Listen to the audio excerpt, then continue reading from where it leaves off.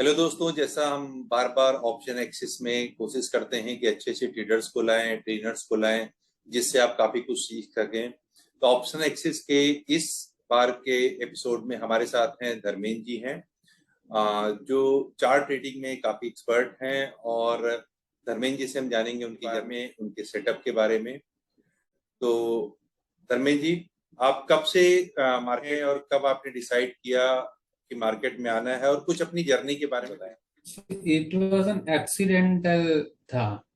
I just complete my 12th and want to go for engineering classes. Okay, so उस time कुछ financially trouble था, so I could not complete my desire at that time। कि फिर उस time क्या था कि ये आपकी रीजनल कॉलेज में सभी एडमिशन सभी इंजीनियरिंग एंट्रेंस से होते थे, और इंजीनियरिंग कॉलेज का फीस बहुत ज़्यादा था, तो नो ऑप्शन कि चलो यही करेंगे। बट बाद में ऐसा लगा कि यहाँ पे पैसा ज़्यादा है, हम कर नहीं पाएंगे, अपने पास इतना फाइनेंशियल बैकग्राउंड नहीं है। तो वन ऑफ माय रिलेटिव, मेरी मम्मी के मामा है, वो सूरत में ब्रोकर थे। तो आई थॉट कि this is something new where I can go and learn. पहले तो पता नहीं था कि ये ऐसा होता होगा स्टॉक मार्केट। उस राजस्थान पत्रिका में जैसे कि बिल्कुल छोटी छोटी प्रिंट आती थी, एक पैसे की संवेदी सूचकांक। इवन आई डोंट उस समय जानता भी था कि निफ्टी सेंसेक्स क्या होता है। बट वहां पे लगा कि कुछ जाएंगे, सूरत है, वैसे मुझे घूमने का भी शौक था, छोटा तो भी मतलब कि जाएंगे वहां पे, देखेंगे क्या होता है, ये क्या चीज है। तो इनिशियली 2004 में मैं वहां पे पहुंचा, और एज अ ऑफिस बॉय कुछ भी काम में, जैसे कि पहले तो, अभी तो क्या, अभी सभी वो पीओ हो चुका है आपका, ब्रोकर के साथ ही आपकी डीमेट अकाउंट्स होता है, तो आपको कोई इंस्ट्रक्शन देने का जरूरत नहीं होता है। तब क्या मैनुअल इंस्ट्रक्शन आपको डिलीवरी स्लिप बुक भरनी होती थी, वो देना होता था। काफी झमेला था उस टाइम पे कि कोई एक भी आई साइन गलत लिख गया तो आपका डिलीवरी नहीं जाएगा, नहीं उतरेगा पे इन डे के दिन। तो उस टाइम हम लोग जाते थे सूरत में, ये सब स्लिप भरते थे, किसी क्लाइंट का फंड जमा करवाना था बैंक अकाउंट में, ये सभी काम हमारे थे, एंजल की ऑफिस में जाते। तो लेकिन उस टाइम क्या होता कि वहां पे स्क्रीन पे कभी कभी मुझे मुझे बिठाते थे ऑपरेटिंग करने के लिए कि ये देखो तुम क्या होता है। तो मुझे लगता अच्छा अदानी 68 और 68.50 से, अदानी वाज अभी तो बड़ा स्टॉक है, पर 65 66 चल रहा था। तो आई थॉट कि 60 में लो, 68 में लो, और 68.50 में सेल कर दो, इट्स वेरी इजी मनी। तो ये चीजें अट्रैक्ट कर रही थी, बट फंड नहीं था अपने पास। तो चलो देखते तो जरूर थे कि ये चीजें काम करती है। अपने को आइडिया नहीं थी कि फंक्शन क्या है, किस आईपीओ क्या होता है, ये शेयर क्यों आते हैं, कुछ पता नहीं था। बस ये देख रहे थे, कोई बोले कि पेंटामीडिया ले लो, चलो पेंटामीडिया ले लो, किसी ने बोला कि ये ले लो, मारुति ले लो। दैट्स हाउ मैं ऑर्डर इंटर करता था, धीरे धीरे सीखा। बट रिलेटिव मेरे कहीं से टिप्स लेते थे, वो टिप्स आते थे उनके पास 3:30 4 साढ़े ऑलमोस्ट 3 बजे के आसपास। तो 3 बजे के आसपास that was like BTST trade, और उस समय इतना भयंकर मूव आता था ना वो, कि कोई भी ले लो, जैसे कि कालिंदी रेल ले लो। It was like used to call him कि ये कालिंदी रेल ले लो, फिर कुछ शुगर ले लो। उस टाइम मिड कैप बहुत ज्यादा चल रहा था, 2004 5 6 की बात है। आप कोई भी मिड कैप लोगों को, आपको ये उम्मीद नहीं होनी चाहिए कि 5% सीधा किसी का 20% सर्किट लगी, दैट इज ओनली एक्सपेक्टेशन। उस टाइम यही था। तो मिड कैप चलता था जरूर उस टाइम। तो आई यूज्ड टू यार ये क्या मैजिक है, पूरे दिन भर से तो स्टॉक बैठा हुआ था, कभी कभी कोई स्टॉक अपनी स्क्रीन पे भी होता था, पूरे दिन भर से तो वहीं पे पड़ा रहता था। और बाद में जैसे ही वो बंदा बोलता था कि ये ले लो, उसके बाद तो अचानक से वॉल्यूम, तो खैर बाद में पता लगा कि ये वॉल्यूम होता है, लोग बाय कर रहे हैं, अपने को तो कितने शेयर है वो, उतना भयंकर जंप मारता था। तो आपने सोचा कि यहाँ पे कुछ जरूर है जो हम सीख सकते हैं। होता क्या है वो कुछ नहीं पता था, इसको चार्ट बोलते हैं, इसको ऐसे देखने का कुछ, कि अभी तो आपके सामने trading views, every broker is providing the charting platform ना, बहुत अच्छे सॉफ्टवेयर भी आ चुके हैं जो आपको पेड से जाने की जरूरत भी नहीं है। तब ऐसा कुछ नहीं था, आपके सामने कोई ऑप्शन नहीं था। मैं एक जानता हूँ, ओनली बीएससी की साइट अवेलेबल करवाती थी, और एक चार्टिंग कोटक की साइट अवेलेबल करवाती थी, बाकी कहीं नहीं था। तब तक तो मुझे ये भी नहीं पता था कि बीएससी पे ये चीज ये होती है दिखने का। फिर देन मैंने कुछ अपनी सैलरी आई वहां से, 2200 मेरा सैलरी था, 2200 रुपया उस टाइम। उन्होंने वैसे ही, मीन्स ये कहीं जाए नहीं इसलिए वो देते थे मुझे, कि चलो पैसा मिलेगा तो थोड़ा यहीं पे रहेगा, तो इसलिए वो मुझे देते थे। उस सैलरी को इकट्ठा किया, स्टार्टेड दिस ट्रेडिंग विज 12,000। तो उस टाइम ये सभी मिड कैप चल रहे थे, उनके टिप्स आती थी, मैं भी बाय कर लेता था। तो मेरे भाई के भी ब्रोकरशिप था, तो मार्जिन वार्जिन की कोई जरूरत उस टाइम तो वैसे भी मार्जिन का कोई जरूरत नहीं था इतना ज्यादा। आप आराम से खड़े रहिए, 12,000 का आप 5 लाख का मान लो तो कोई बोलने वाला नहीं था। तो मार्जिन अच्छा मिलता, बाय शेयर्स, तो अच्छा पैसा मिला उस टाइम पे। वो जर्नी मैंने चालू की, 2-2.5 लाख तक पहुंचा मैं। फिर 21 सन की बात बता रहे हैं आप? ये 2004-5 से स्टार्ट किया था, 5 में अपना ट्रेडिंग स्टार्ट किया था, 4 से मेरा जर्नी था। अब देखिए समझिए कि मिड 2005 में मैंने अपना ट्रेडिंग स्टार्ट कर दिया था। ओके।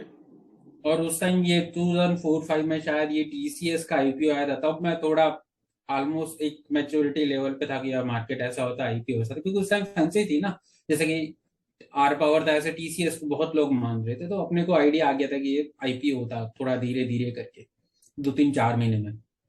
बट ट्रेडिंग स्टार्ट किया, अच्छा ट्रेडिंग चल रहा था। उसके साथ मेरा स्क्रीन रीडिंग बहुत अच्छा हो गया था कि मैं स्क्रीन पे देखता, अच्छा ये स्टॉक है, टाटा पावर है, तो विदाउट चार्टिंग, चार्टिंग को अपने पता ही नहीं था कि चार्ट क्या होता है, ये कैंडल क्या होती है, सिंपली अरे ये बढ़ रहा है तो किसी पीछे वाले, तब क्या माइंड क्लाइंट लोग फिजिकली में आते थे ऑफलाइन, अपने पीछे बैठते होते 10-12 जन, ये ऑर्डर वो ऑर्डर, ये लो वो लो, तो उनको पता ये टाटा पावर लो, वो तो मानते थे अपना। पर पता नहीं था कि चार्ट क्या होता है उस टाइम पे। सिंपली मेरा ट्रेडिंग भी चल रहा था, मैंने आराम से 2-2.5 लाख रुपए बनाए भी थे उसको यूज करके। थोड़े पैसे पापा से भी लिए थे कि मैं कमाने लगा था, तो पता लगा चलो ये यहाँ पे थोड़ा रिटर्न मिलता है। गांव में वैसा पता नहीं होता किसी को क्या होता है, लेकिन कहीं पैसा मिलता है तो कुछ ना कुछ तो आना चाहिए, तो वो था। अब ये 2-2.5 लाख तक पहुंचा था, और ये टीप वाला सिलसिला चलता रहता। तो बनता है ना मार्केट, जब बंदा एक्सपर्ट हो जाता है, एक्सपर्ट मीन्स अपनी ओर से एक्सपर्ट, उसके व्यू में कि नहीं मैं मेरे पे कमाने लग गया, I am earning very good now, I am expert. तो होता नहीं कि ये आइडिया टिप आई, तो उस टाइम टिप का ही जमाना, अपने को कुछ पता नहीं था कोई शेयर क्या होता है, I really don't know. But tip आती थी, किसी की टिप्स आई तो ये ले लो वो ले ले, काम चल रहा था। अब हुआ क्या, किसी पेपर में न्यूज आई, इंडो सिटी करके शहर था, तो हम पहली पहली बार चार्टिंग पे हाथ जो अजमाया, तो जैसे हम लोग करते हैं ना ग्राफ पेपर पे, 6ठी 7वीं में लोग करते थे ग्राफ पेपर पे, आप डॉट डॉट करो, तो वो मैंने कहीं पढ़ा उससे, मैं जा करके, इंटरनेट तो थोड़ा अवेलेबल था ऑफिस में, अपने बैठने लगे थे इतने सालों के, 1 साल जैसा हो गया था, तो मैं डॉट डॉट करके इंडो सिटी का चार्ट बनाया, मुझे ब्रेकआउट लगा 40-42 पे, तो मैंने एंट्री कर ली। उधर खाते में पैसा था, तो मैंने बोला 1,000, 42 थोड़ा और बढ़ा, तो 1,000 2,000 ऐसे करके अब वो नीचे भी आने लगा। 44 का कुछ दिन हाई था, वो same day stock coming down. तो ये आइडिया नहीं था, अभी तो सब मैच्योर हो चुके हैं कि नीचे आ रहा है उसको लो मत, एवरेज मत करो। अब वो नीचे आया तो ऐसे तो करके मैंने 4,000 शेयर इकट्ठा कर लिए, और वही मेरा हाई था। उसके बाद लिटरली आप उसका चार्ट देखोगे ना, तो stock came down to 8-9 rupees, पहले 19 पे रुका। ये मेरा पहला चार्टिंग एक्सपीरियंस था, कोई न्यूज भी थी, फिर उसके अंदर मैंने मैनुअली हाथ से बनाया चार्ट लगाया था, चार्ट पेपर नहीं लाया था, बट ऐसे ही ब्लैंक पेपर पे मैंने ड्रॉ किया था उसकी सभी क्लोजिंग प्राइस को ले लेकर के। अब यहाँ पे हाथ मैंने जला है, तो सोचा कि ये चीज होती क्या है, अपन ने तो ये ट्राई किया, लेकिन अब वो 19 रुपए वाला फिर 8-9 रुपए आ गया। अभी हाल फिलहाल कुछ प्राइस 1-2 रुपए चल रहा होगा, मेरे पास अभी भी वो शेयर मेरे भाई के ब्रोकरशिप में पड़े हैं। तब वो रिमाइजरशिप होता था, आपके नाम से अकाउंट नहीं होता था, ब्रोकर अपने खुद के अकाउंट में ट्रेड करके आपको अपनी बिल बुक में बनाता था, ऐसा होता था, वो खुद अपना बिल देते थे। फिर I came to Bharuch, job करने के लिए आ गया, वहां से थोड़ा बहुत फाइन। अब यहाँ पे हम लोग मिड कैप में काफी अच्छा काम करते थे, मेरे रिलेटिव काफी बड़ी क्वांटिटी में मिड कैप्स लेते थे, तो मिड कैप का नॉलेज तो हो गया कि ये मिड कैप है, ये अच्छे स्टॉक है, ये पे हो। 1-2 साल में फिर मैं भरूच में आया, इंडिया इन्फोलाइन में जॉब स्टार्ट किया, भरूच से सूरत थोड़े दिन अप डाउन किया, जब ये जॉब लगने से पहले इंडिया इन्फोलाइन में, तो 6-7 महीने अप डाउन किया भरूच से सूरत। सुबह सयाजी नगरी में जाते थे, शाम को 6 बजे मेमू, 7 बजे मेमू लगती थी, वापस आ जाते 8-9 बजे तक। और फिर इंडिया इन्फोलाइन में जॉब लगी, तो तब इंडिया इन्फ्लुएंस भी बनता हुआ ही था, the job are even more, बोलो कि और स्ट्रगल था। आपकी प्रोफाइल कुछ थी, बट आपको काम टेलिंग का, कॉली टेलिंग करना होता था कि सर हमारी ऑफिस के लिए आपको ब्रोकिंग, आपको अकाउंट खुलवाना है, तो ऐसे हमें क्लाइंट, नो डाउट भरूच एक इंडस्ट्रियल एरिया है वो, अंकलेश्वर पानोली वाला, तो वहां से क्लाइंट मिल गए थे हमको। तो क्लाइंट जरूर एक्सपीरियंस थे, हमारे स्टाफ से ज्यादा क्लाइंट वर मोर एक्सपीरियंस स्टॉक मार्केट के। बट मैं डीलर था तो लोगों को पता था, स्क्रीन रीडिंग मेरा अच्छा था, ये ले लो वो ले लो, जुबिलेंट फूड ले लो, उस टाइम जुबिलेंट भी अच्छा खासा आ गया था। तो 6-7 के बाद टीवीएस मोटर ऐसे कुछ कॉल भी निकाले थे, कॉलपाल कॉलगट में, तो लोग अपने को पहचानने लगे इसका स्क्रीन रीडिंग अच्छा है। तो मेरे एक बॉस ने बोला कि धर्मेश, वो जानते जरूर थे कि चार्टिंग में तू ये देखा करना, ये देखता तो जरूर है तू, तो ये चीज देखा कर। तो उसने मुझे बीएससी का बताया कि बीएससी की साइट पर जाओ, तुम ये देखो ना, तुम वैसे स्क्रीन रीडिंग अच्छा कर सकते हो, तो देखो। हमारी कंपनी ने उसको अलाउ नहीं किया था, बट ये हमारा इंटरनल था कि हम लोग कैसे ब्रोकरेज बढ़ाए, रेवेन्यू बढ़ाए, लोगों को काम करवा करके। क्लाइंट अच्छे थे तो मैंने वहां से वो देखना चालू किया कि नहीं ये चार्ट वार्ट होता है ऐसा। अब क्या हुआ, अब मैं ये देखने लगा उन चार्ट को, तो मुझे पता लगे कि ये चार्ट है जो पुराने टाइम पे, जहां पे जो टीप आती थी, 2005 की बात है, जहां मैं मेरे फर्स्ट रिलेटिव के वहां पे काम कर रहा था। तो मैं देखा था कि कालिंदी रेल अच्छा उन्होंने जून महीने में दिया था, तो वो लेता तो मैं भी था। तो मुझे पता था कि अच्छा 13 तारीख को उन्होंने कालिंदी रेल दिया है, तो क्यों लिया है, क्यों दिया, अब समझ गए। तो मैं जाता था उस सभी चार्ट के बैक साइड में, अच्छा, देखता मतलब था आप ये जानना चार्ट। चाहते थे कि आपने जब उनको बताया था तो क्यों बताया था, आप चार्ट से रिलेट करना शुरू कर दिया आपने। Exactly exactly। अब मुझे पता लगे है चार्टिंग, उन्होंने ओके। मुझे बता दिया 1 साल बाद मेरे नए बॉस ने कि ये चार्टिंग है, तू जा करके यहाँ पे देखा कर, ये चार्ट मूव हुआ देता है। अब फिर मेरे पास भी ट्रेड थे उनके सेम टू सेम, जैसे कि नाहर शुगर लिया है, कालिंदी रेल लिया है ना, सोरा सीमेंट लिया। तो मैं देखता था अच्छा अपन ने 22 तारीख को सोरा सीमेंट लिया था, अपन क्या बस ट्रेड तो थे। मैंगलोर केमिकल लिया था 11 रुपए में, देखो ये क्यों दिया था। तो फिर अच्छा ये सीधी लाइन उन्होंने क्रॉस कर दी है, कुछ पता नहीं था ट्रेन लाइन का, ये लाइन क्रॉस कर दिया। स्लोपिंग डाउनवर्ड ट्रेन लाइन तो मैं 2007 में सीखा ड्रॉ ड्रॉ करने की, पहले सिर्फ फ्लैट ट्रेन लाइन। तो फिर मैं देखने लगा अच्छा ये काम होता है। उस टाइम अनिरुद्ध सेठी भी करके बंदा था, आप जानते होंगे, अपना नाम किसी का नहीं लेंगे, बट वो भी चार्ट एक साइट आती थी वहां पे अपने व्यू देते। तो फिर मैं ये देखने लगा, रेगुलर फॉलो करता था। अब तो मैं वो साइट भी देखने लगा, फिर देखने लगा अच्छा उसने आशापुरा माइन केम दिया, क्यों दिया, आपने देखो आशापुरा माइन केम इधर लगा करके, अपने पास स्कैनर तो थे नहीं, उसने प्रिसीजन वायर दिया, क्यों दिया। तो ये मैं रिलेटिव स्टडी करता था, तो मुझे ये पता लगने लग गया कि ये चार्ट 2-3 दिन बाद कि ये सेल जा रहा है, ये सक्सेस जा रहा है। कभी कभी उन पर ट्रेड, तो अपने पास इतना फंड है तो ट्रेड ले दे, लेकिन ये पता लग गया कि यहाँ पे जरूर कुछ मेहनत करने की अपने को जरूरत है कि ये चार्ट फेल क्यों गया और वो वाला सक्सेस क्यों गया, क्योंकि अपने किसी को देख करके सीख रहे थे।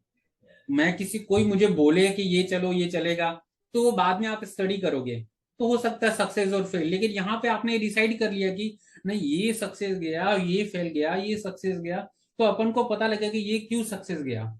तो फिर मुझे धीरे धीरे स्लोपिंग डाउनवर्ड ट्रेन लाइन ये पता लगने लगी, वो ड्रॉ करना चालू किया। तो फिर 1 साल बाद जाकर के मुझे ये पता लगने लगा कि नहीं, कुछ अलग अलग इसमें टूल्स भी होते हैं। आप स्लोपिंग डाउनवर्ड करो, फिर इंडिकेटर आने लगे, नीचे वॉल्यूम लगाने लगे, वरना सिर्फ बीएससी में वॉल्यूम जरूर, उसका मतलब अपने को पता नहीं था, ज्यादा आ गया तो खैर ठीक है बहुत ज्यादा है, लेकिन और उसमें डेप्थ लाने की कभी जरूरत नहीं पड़ी कि डिलीवरी वो भी होती है, ये भी कभी नहीं। हाँ तो लेकिन कब आपको, मतलब इतना कब से, किस ईयर से आपको ऐसा लगा कि अभी आप मतलब परफेक्ट हो गए, और कब से आपको अपना मेंटरशिप प्रोग्राम आपने शुरू किया। फाइन 2017 के लास्ट में शायद निफ्टी नहीं चल रहा था, 17-18 अगर देखो तो आपका मिस 2018 शुरुआत से आप देखो तो निफ्टी में कोई मूव नहीं आ रहा था। अगर निफ्टी में मूव आ भी रहा था तो मिड कैप नहीं चल रहा था, तो हम तो मिड कैप के बंदे थे। कभी कभार एफ एंड कर देते फ्लैट ब्रेकआउट देख करके, या फिर कॉल ले लेते।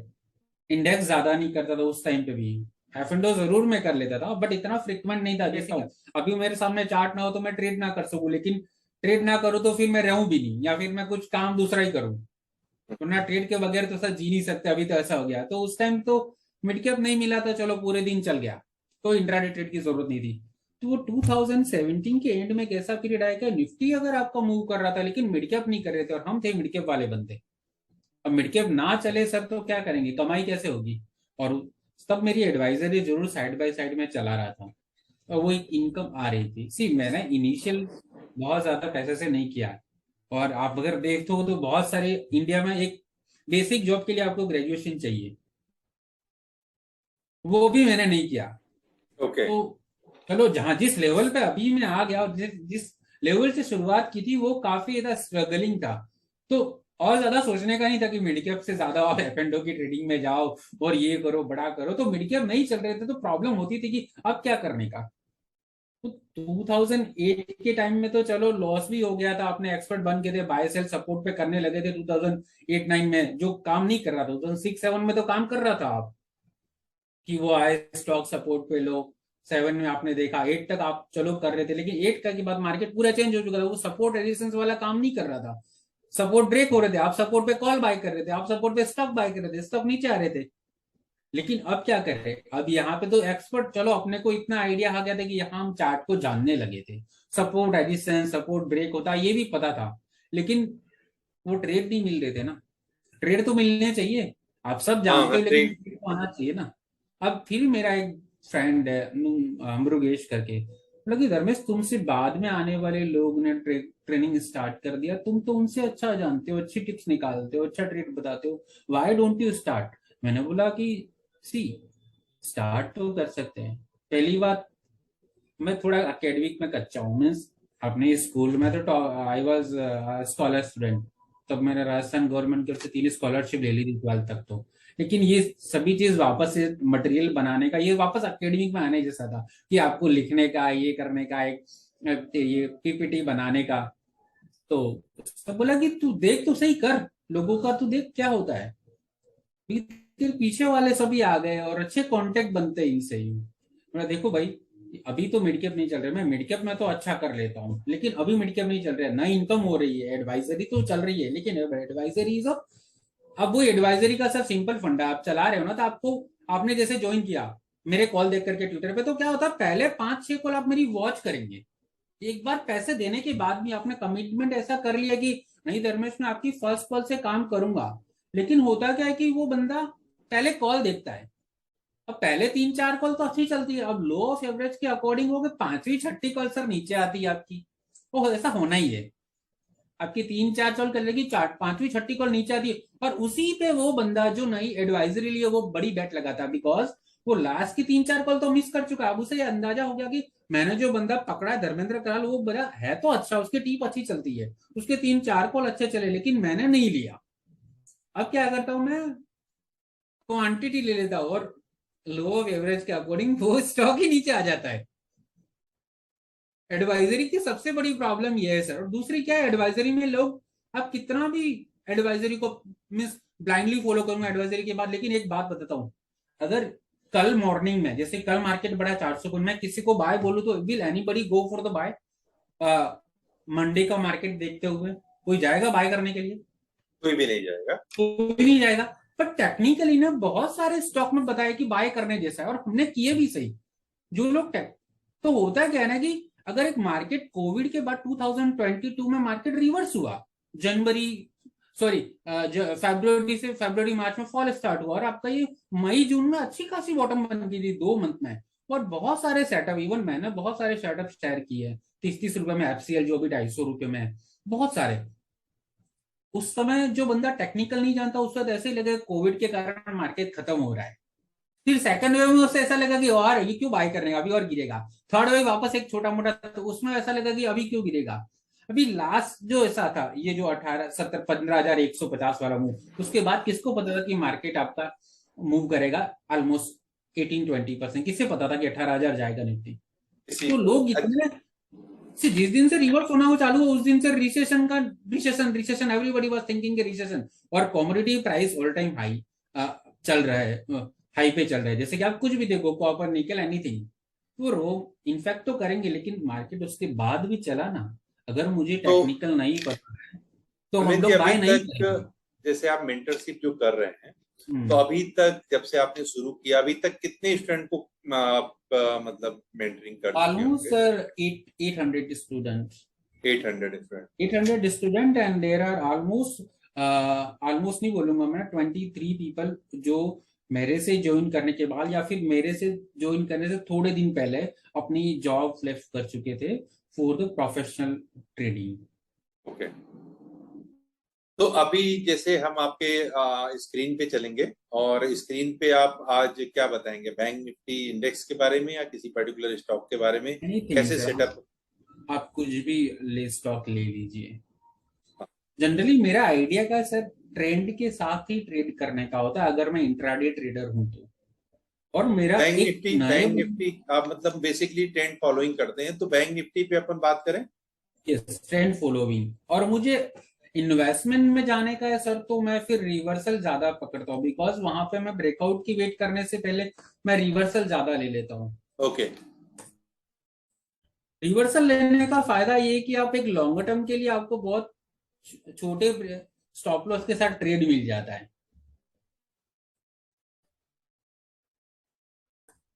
एक मेरा सेटअप है सर, बहुत ज्यादा कोई कॉम्प्लेक्स चीजें मैं नहीं रखता हूँ। एक 20 पीरियड मूविंग एवरेज, जिसको माइनर करेक्शन और पुल बैक का लेवल बोला जाता है, ठीक है ना। जी। 20 पीरियड ईएम है। कोई भी ट्रेड ले रहा हूं मैं, तो सबसे पहले मैं ये देखता हूँ कि ये कौन सी मूविंग एवरेज के अबव है, ठीक है ना। इट्स अबव 20, तो आपका एक स्टॉक माइनर करेक्शन को पूरा करके अप ट्रेंड में जा चुका है। जैसे कि यहाँ पे हायर हाई हायर लो, ठीक है, तो ये अप ट्रेंड का इसने इंडिकेशन दे दिया। यहां से आपका बुलिश ट्रेड चालू होता है। इंट्राडे में ट्रेड आप ले सकते हो, यहाँ पे कहीं पे भी एक छोटा सा पैटर्न मिलेगा, बट यहां से आपका बुलिश ट्रेड है, तो आप यहाँ पे जो भी अपॉर्चुनिटी मिलती है, जनरली मैं क्या करता हूँ, एक रनिंग कैंडल पे मैं नहीं जाता। जैसे कि यहाँ पे स्टार्ट हो चुका है, तो 1 2 3 4 कैंडल, इस कैंडल पे मैं ये ट्रेड नहीं लूंगा सर। मैं इसको थोड़ा नहीं, क्रैच जनरली कर आप लेता हूँ। मतलब इंट्राडे के हिसाब से चार्ट दिखा रहे हैं। नहीं, अभी मैं जनरल आइडिया बता रहा हूँ। ओके। तो ये देखिए, ये यहाँ से स्टार्ट हो चुका है, जैसे कि 33, इसका लो क्या है आपका 33,131, तो 33,100 से चालू हुआ ये। तो मैं यहाँ पे सर ये ओके, छोटा मुझे कंसोलिडेशन है, यहाँ पे मैं कुछ ब्रेकआउट मिलेगा तो इंट्राडे लेवल पे जाऊंगा। बट मैं ये रनिंग कैंडल पे नहीं जाऊंगा, ये रनिंग कैंडल पे नहीं जाऊंगा, ये कैंडल पे नहीं जाऊंगा, because it is too far from its low. Okay.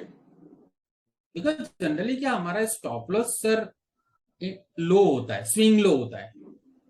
और ये जो कल की जो आप कैंडल देखो, कोई स्विंग लो नहीं। अगर हम कंपेयर करें यस्टरडेज मार्केट से, तो कोई स्विंग लो नहीं। Every candle is green candle, सिर्फ एक कैंडल रेड थी, वरना सभी ग्रीन कैंडल है। तो वहां पे आपको एक परफेक्ट स्टॉप लॉस नहीं मिलता है। अगर किसी को रखना है तो वो क्या रहेगा, इंट्राडे का लो, वरना कोई प्रॉपर स्टॉप लॉस नहीं है। आप एक, हाँ, मूविंग एवरेज का बंदे का फॉलो कर रहा है, वीवीओ फॉलो कर रहा है, तो वो जा सकता है, बट वो भी कोई स्टैंडर्ड कल की स्टॉप लॉस नहीं मार्केट तो है। छोड़ते हैं क्योंकि कल का मार्केट एक्सेप्शनल था। नॉर्मल कोर्स ऑफ एक्शन में जैसे हम एसएल क्या रखेंगे, जैसे ट्रेड एंट्री लेने के बाद हम एसएल कैसे लेंगे? सर ऐसा कोई भी स्विंग लो का, अ, कोई भी कंसोलिडेशन का स्विंग लो रखा जाता है। जैसे कि ओके। ये ब्रेकआउट है, ठीक है ना, दिस इज ब्रेकआउट, फाइन। अब ये क्लोज हुआ, आपका ट्रेड यहाँ पे निकला है 34,370, तो इंट्राडे का ट्रेडर तो ये स्टॉप लॉस रख सकता है। ओके। बट किसी को पोजिशनल होल्ड करने का है तो ये स्टॉप लॉस है। और आजकल का मार्केट क्या, इंट्राडे में भी कहीं से घूम जाता है। इट इज नॉट लाइक कि आपका एक परफेक्ट लेवल पे, अगर अगर ब्रेकआउट भी देख रहे हो तो स्पाइक आकर के वापस नीचे चला जाएगा, एक बड़ी कैंडल बनाएगा फिर नीचे आ जाएगा। ऐसा बहुत बार होता है।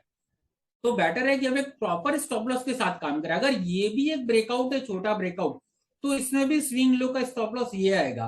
तो जितना ज्यादा पॉसिबल हो आप अपने ट्रेड उस लेवल पे रखिए जहां पे स्विंग लो नजदीक हो, बहुत दूर मत जाइए।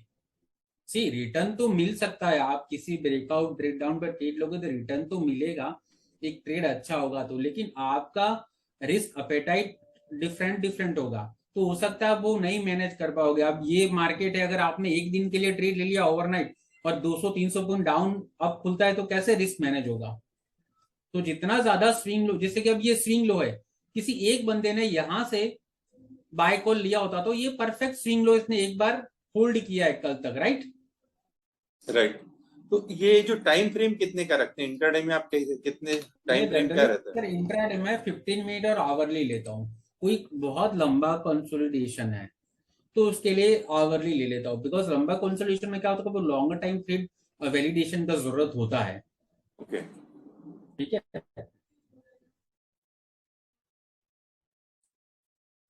तो एक आप इंट्राडे के हिसाब से बताइए स्टॉक या चार्ट को, और एक पोजिशनल के हिसाब से बताइए। फाइन।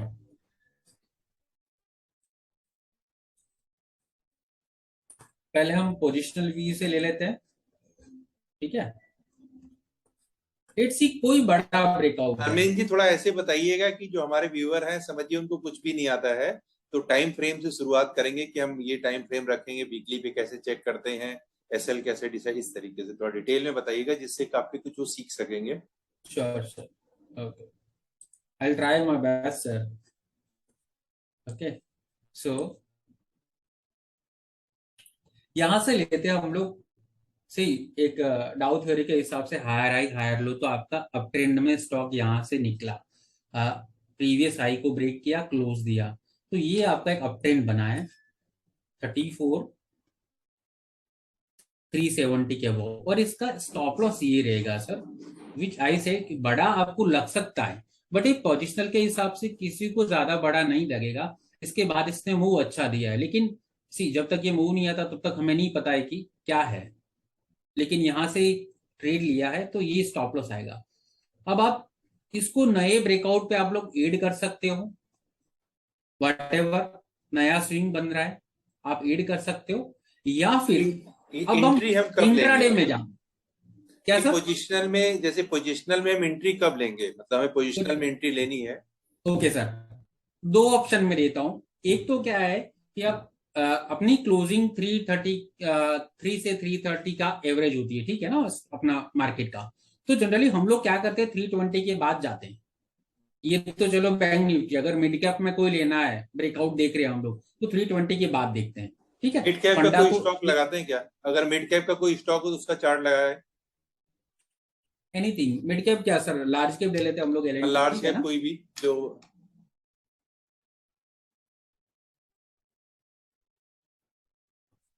ठीक है सर। अब यहाँ पे जैसे अगर किसी को एंट्री लेनी है, एग्जिट लेनी है, थोड़ा डिटेल में बताइए ओके, कैसे रिवर्सल आप आइडेंटिफाई करते हैं?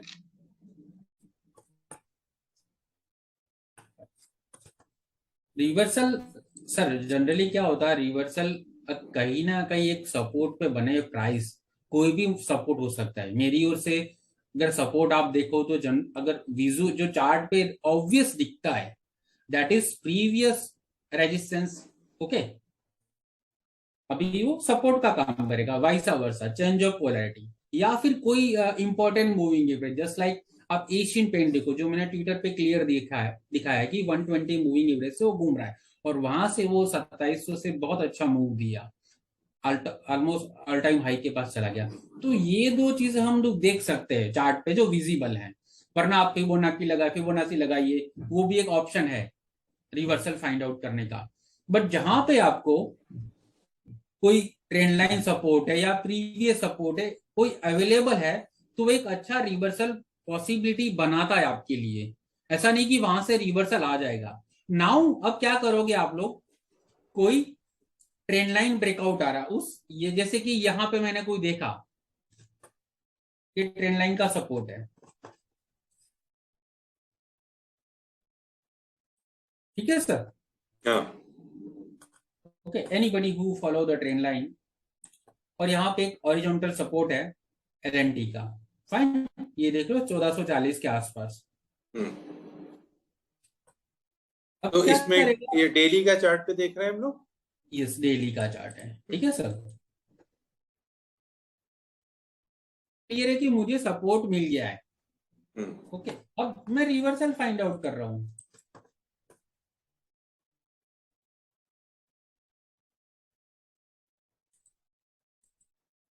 ओके, ये सर एक ट्रेंड लाइन है, वैलिड ट्रेंड लाइन है। मैं सर जनरली ट्रेंड लाइन को बहुत फॉलो करता हूँ, religious follow the trend line. कोई एक ट्रेंड लाइन ऊपर नीचे कहीं कट नहीं होनी चाहिए, प्रॉपर ही होनी चाहिए। अगर नहीं बन रहा है ट्रेड तो नहीं लेने का, there are many stocks available. अगर कोई स्टॉक मार्केट से 2500 एक्टिव स्टॉक में से आपको अवेलेबल नहीं है तो आप कल कोई नया इश्यू लिस्ट होगा, बट जबरदस्ती का ट्रेंड लाइन लगा करके मत जाइए, कोई फोर्सफुल अप्लाई मत कीजिए।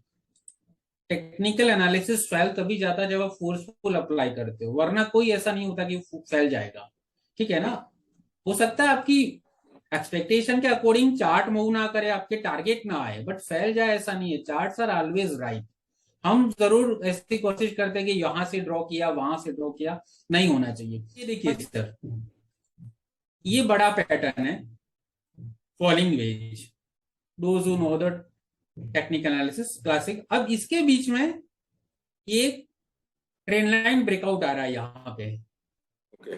अब रिवर्सल फाइंड आउट करें सर, रिवर्सल तब बनता है ना, एक तो यहाँ फिर बड़ी वोलेटिलिटी, कैंडल बड़ा होना चाहिए, ये नहीं बोल रहा, कैंडल का वोलेटिलिटी बड़ी होनी चाहिए, जैसे कि डोजी होती है कभी कभी, बॉडी बड़ी हो वो नहीं बोल रहा हूं मैं, कैंडल बड़ी हो तो वोलेटिलिटी ज्यादा होती है, या फिर कैंडल छोटी हो तो लोग बाय सेल करना कम कर देते, मीन्स वहां पे बहुत बड़ा एक्शन नहीं होता है, कुछ ना कुछ रिवर्सल आएगा ऐसा नहीं बोल सकते, बट यहाँ पे सेलिंग का प्रेशर कम हो गया, जितनी ज्यादा सेलिंग यहाँ पे आ रही थी वो कम हो चुकी है, छोटी छोटी candle this indicate this, but ये अभी ये नहीं बोल रही है इन 4 कैंडल में कि यहाँ पे रिवर्सल आया है। अब मैं क्या करूंगा, मैं ट्रेंड लाइन लगाता हूं, तो फर्स्ट मेरा ट्रेंड यहाँ पे क्लियर हुआ, आप देख सकते हो स्मॉल कंसोलिडेशन है, ये भी एक इनसाइड पैटर्न है, अगर हम लोग इंट्राडे लेते तो क्लियर दिख जाता, ठीक है, ब्रॉडनिंग गेज पैटर्न है। अब यहाँ पे ब्रेकआउट आया है सर, अब ये देखोगे आप लोग, breakout with gap up is a powerful sign any time, a breakout with gap up is a powerful sign, वो ये चाहता है कि अब मास उसके अंदर एंटर ना हो, कभी भी गैप अप होता है ब्रेकआउट के साथ होता है तो वो एक बहुत अच्छा साइन है। लोग ये सोच करके मिस कर देते हैं कि ये ऑलरेडी गैप अप है, आप नहीं लेना चाहिए, बट आप देख सकते हो जब जब भी गैप अप विद ब्रेकआउट है, बहुत अच्छा चांस है एंट्री करने का एट द सीएमपी, बहुत अच्छा चांस होता है, क्योंकि अगर if the big player don't want कि रिटेल ट्रेडर इंटर करे तो वो most of the time breakout with gap up करेगा, लार्ज ब्रेकअप करेगा, तो रिटेल ट्रेडर क्या सोचता है कि यार ऑलरेडी 2% आप है, क्यों एंटर करने का। सपोज कोई स्टॉक है और वो गैप अप ओपन हो जाता है, सपोज वो 1,000 रुपए का है और वो 1,050 पे ओपन हो जाता है, ठीक है ना, अब वो कंसोलिडेशन होना चाहिए, हाँ उससे पहले कंसोलिडेशन होना चाहिए। हाँ अब ये अगर देखोगे ना सर, ये अगर देखोगे ना तो यहाँ पे एक 1500 के अंदर एक क्लियर कंसोलिडेशन था, जो हम इंट्राडे के चार्ट में क्लियर देख सकते हैं, ये वाला, इज इट, इसको हम दोनों टाइम पे मिक्स करेंगे ना तो एक एंट्री मिलेगी इंट्राडे ट्रेडर को भी, और पोजिशनल ट्रेडर तो नो डाउट 320 के बाद ले सकता है, क्योंकि कैंडल वहीं पे क्लोज दे रहे तो उसके लिए कोई बड़ा प्रॉब्लम नहीं है। तो पोजिशनल ट्रेडर का जो टाइम फ्रेम रहेगा वन डे और वीकली दोनों देखना होगा कि वन डे ही देखना होगा? इट डिपेंड ऑन सर उसका, जनरली मैं पोजिशनल के लिए आवरली चार्ट भी देख लेता हूँ, ठीक है ना। अच्छा, और कभी और कभी इंट्राडे के लिए इंट्राडे के 15 मीटर आवरली कुछ भी चलेगा, 5 मिनट में बहुत कम जाता हूँ, 5 मिनट में तब देखता हूँ ना जब एक बहुत अच्छा ट्रेड जा रहा है, और वहां पे मुझे 15 मिनट के चार्ट पे अपॉर्चुनिटी अवेलेबल नहीं है। अब जैसे कि कल का आप ट्रेड देखो तो 5 मिनट के चार्ट पे थोड़ा बहुत अपॉर्चुनिटी आपको मिल जाएगा, छोटा नीचे स्टॉक नीचे आया होगा उसके बाद वापस अब जाएगा, 15 मिनट की कैंडल पे तो आपको सब अप अप ग्रीन ही कैंडल मिलेगी मोस्ट ऑफ तो द। ये वाले चार्ट पे अभी रहते हैं धर्मेंद्र जी, तो ये वाले चार्ट पे अपन अगर पोजिशनल एंट्री लेना होगा तो किस पॉइंट पे लेंगे? यहाँ पे सर, यहाँ पे, ओके ओके, ये क्लोजिंग पे आप लोग जाइए, इंट्राडे ट्रेड तो नॉट डाउट, अगर चाहे तो अभी इंट्राडे की बात नहीं करते, अभी पोजिशनल की बात करते हैं, इंट्राडे को हटा दें। तो सर इसका ले लीजिए आप स्टॉप लॉस, ठीक है, ये फर्स्ट आपका पोजिशनल एंट्री हुआ,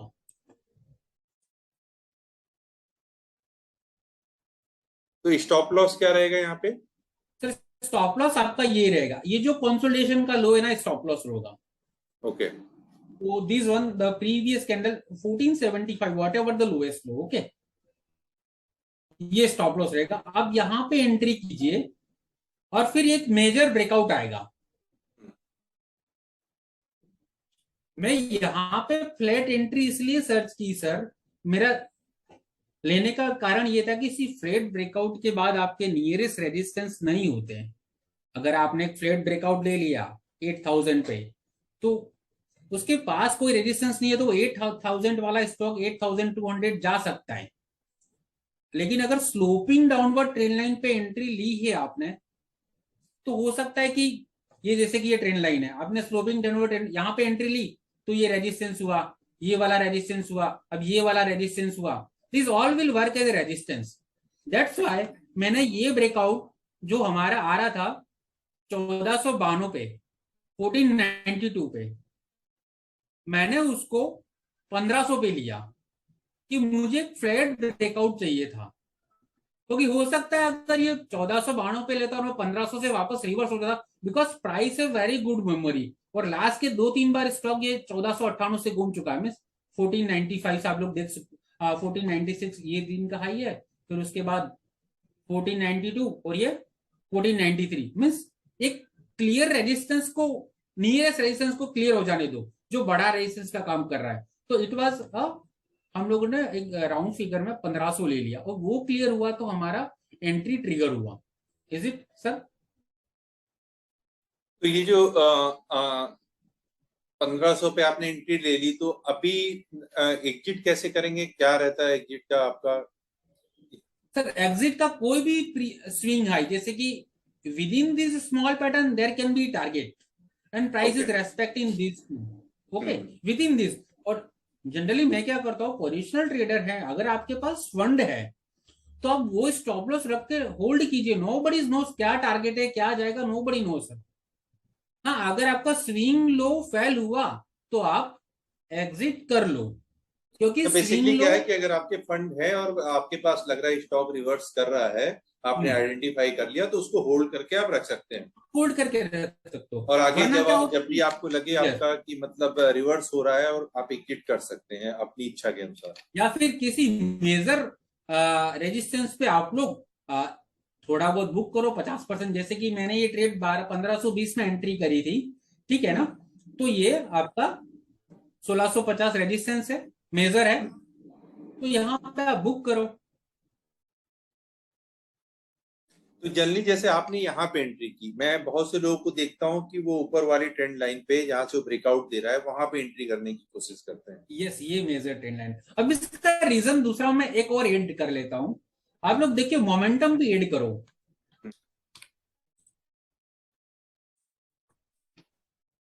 आप देख सकते हो सर मोमेंटम, हाँ,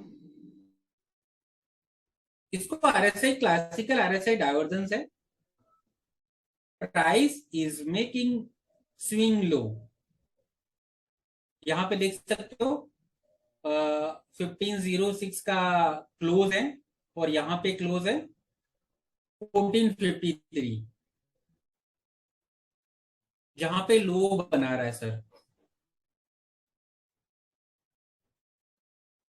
तो अगर मैं बोलूं कि किसी स्टॉक में एंट्री करने से पहले आप टॉप 3 चीजें क्या देखते हो, 3-4 चीजें, 1 2 एग्जैक्टली 3? हाँ, सर, मैं उसको ऑर्डर नहीं दे सकता, ठीक है ना, बिकॉज कभी कभी क्या होता है कि लोकेशन चेंज हो जाती है, हाँ, तो जनरली आप वो कहाँ पे लोकेट कर रहा, वो प्राइस कहाँ पे स्टे कर रही है, कोई सपोर्ट है, रेजिस्टेंस है, ओके, अब ये देख लिया। फिर आप देखिए मोमेंटम को, मोमेंटम ऑसिलेटर क्या बोल रहा है, आरएसआई क्या बोल रहा है, एक आरएसआई उसको फेवर कर रहा है, सिर्फ मोमेंटम जरूरी है। बहुत बार ये देखो प्राइस एक्शन है सर, ये ठीक है ना, this is the price action की एक अच्छा ब्रेकआउट है, उसको हम प्राइस एक्शन बोल सकते हैं। But sir price action alone is not important, बहुत बार देखा होगा एक बड़ी कैंडल बनने के बाद स्टॉक आपकी डिजायर मूव नहीं देता है, आप फंस जाते हो, वो नीचे आ जाता है, ऐसा आपने देखा होगा। तो आप उसके साथ मोमेंटम को ऐड करो, तो सी मोमेंटम ऐड करना में से प्राइस एक्शन को मैं ले लू तो एक super car just like Lamborghini, ठीक है ना, तो वो एक बहुत बड़ा प्राइस है, तो उसको हम प्राइस एक्शन ले लेते हैं। लेकिन आप अहमदाबाद के रोड पे जहां पे हर 2-3 किलोमीटर में एक स्पीड ब्रेकर आता है या फिर पैथोल्स आ जाता है, तो वो कार उसकी जो स्टैंडर्ड स्पीड बताई हुई है, जो बंदा जिस एक्सपीरियंस के लिए लाया था, क्या वो ले सकता है? नहीं ले सकता। नहीं ले सकता ना। आप इंडिया की किसी भी सिटी में देखो, कोई भी सुपर कार हाईवे के अलावा with in the city area में इतनी फ्री नहीं चल सकती, करेक्ट। जिस एक्सपीरियंस के लिए लाया है। तो मैं ये बोल रहा हूं, कि अगर रोड बढ़िया है, आपका रोड क्लियर है, तो आपकी गाड़ी स्पीड से चलेगी। आप जो लग्जरी एक्सपीरियंस के लिए लाए, you are definitely going to get that experience. तो यही पे मैं बोल रहा हूं, अगर आप प्राइस एक्शन को मोमेंटम के साथ मैच करवाओगे, मीन्स मोमेंटम को मिक्स करके लोगे, तो आपके फेलियर के चांस रिड्यूस हो जाते हैं। और मतलब जनरली एक तो आप ट्रेंड अपनी लाइन ओर देखेंगे हम लोग, दूसरा आरएसआई से उसको कंपेयर करेंगे कि आरएसआई किस यस कैसा मोमेंटम दे रहा है, और वॉल्यूम्स वगैरह कुछ। यस वॉल्यूम तो सर अगर ब्रेकआउट है तो आ जाएगा, ठीक है ना सर। बहुत बार ये इतना बड़ा कैंडल है और यहाँ पे तो ब्रेकआउट विद वॉल्यूम है, तो volume sorry breakout with gap up है, तो वॉल्यूम तो होगा। वॉल्यूम नो डाउट आपको हर किसी बुलिश कंडीशन पे देखने का ही है। कोई भी ओके। बुलिश क्राइटेरिया अगर आपका है तो देखने का ही है, ठीक है। तो यहाँ पे आप देखोगे तो मोमेंटम सर स्लो गया। मैं यहाँ पे आरएसआई का बेसिक टूल यूज कर रहा हूँ। जो एडवांस आरएसआई में सिखाता हूँ वो तो मैं नहीं यूज करूंगा, बट एक बेसिक है। क्योंकि सी एक्सपीरियंस ट्रेडर तो वो होते हैं ना कि वो आप बोलेंगे कि ये धर्मेंद्र क्या सिखा रहा है, तो हमको व्यूअर को ऐसे बताने की जरूरत है बिल्कुल सिंपल वे में कि आप सिर्फ एक छोटा सा मोमेंटम का टूल यूज कीजिए जो काफी इजी है। आपको गूगल पर भी मिल जाएगा। Price is making swing low, new swing low, means lower swing low, and RSI is making higher swing low. यहाँ पे आप देख सकते हो, कंपेयर करोगे तो this is a change in momentum. जो मोमेंटम का पेस है आपका चेंज हो गया है।